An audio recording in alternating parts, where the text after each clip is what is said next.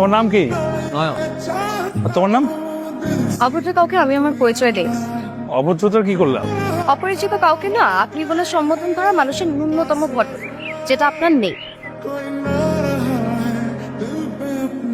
Concentration কই তোর? New একজন আসছে, ভর্তি হবে।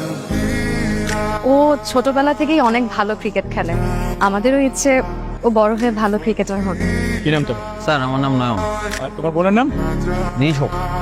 না তাহলে আমার সাথে কোনো কিছু জানার চরম ইচ্ছা থাকলে সেটা জানা হয়েই যায়। আপনি চালাকি করে জেনেছেন। চালাক মানুষ আমার একদম পছন্দ। আমি তো জানতাম মেডিকেলের লোকজন অনেক বুদ্ধিমান হয়, ওকাও হয়, এটা কিন্তু জানা ছিল না। আমি বলেছি চালাক মানুষ আমার পছন্দ না। আমি বোকা সেটা তো একবারও আপনাকে বলিনি। সব জোচ্চুরি কথা বাদ দিয়ে না ভালো হয়ে যান। যেটা করতে এসেছিলেন সেটা মন দিয়ে করেন। আমি যা করি মন দিয়ে করি। হোক সেটা ক্রিকেট কিংবা তুমি। কাল থেকে প্র্যাকটিস স্টার্ট। বাহ, আমি তো জানতাম তোর বোলিং দেখলে এমনি উনি নিয়ে নেবে। চল।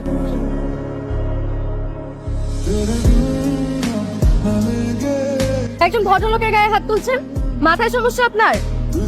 দেখে আমার পছন্দ, যেতে দিন ওনাকে। আপনার কি কোনো কাজকর্ম নেই? আপনি এখানে কি করছেন? কাজই তো করছি, আমাকে বলছে না আমি যা করি মন থেকে করি।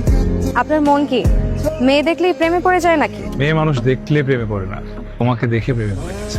এলাকার সব ছেলেদের একই অবস্থা, বড় ছোট কাউকে মানে। বড় ছোট ব্যাপারটা বুঝায়। কি আর গতকালকে আপনার কোচের গায়ে হাত তুলেছে কয়েকজন বখাটে। যেদিকে যেই মানুষটাকে হাত তুলছোস সেই নিষেধ করছে দেখে কিছু করতেছে। আর 10টা চেলা পারলে অনুয়া যায় না, অনু তুলে বুকের পাটা লাগে।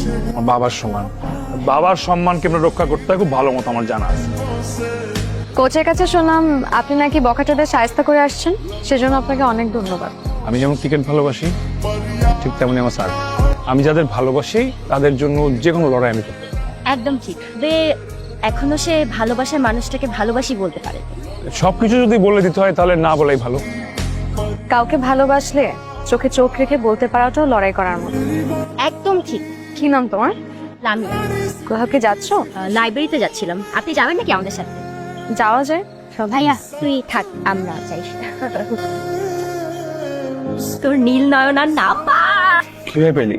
এটা গার্ল সাইড, তুই বুঝবি না। লামিয়া বললো আপনার নাকি কি ইনজুরির সমস্যা। হ্যাঁ, ইঞ্জুরি তো সেই দিন থেকেই। কোন দিন? ওই যে ওদিন খেলার মাঠে সবাই তো দেখেছিল আমি নয়নের বলে বোল্ড হই, তো আসলে তো আমি আপনার চোখে বোল্ড হয়েছি। ফ্লার্টিং।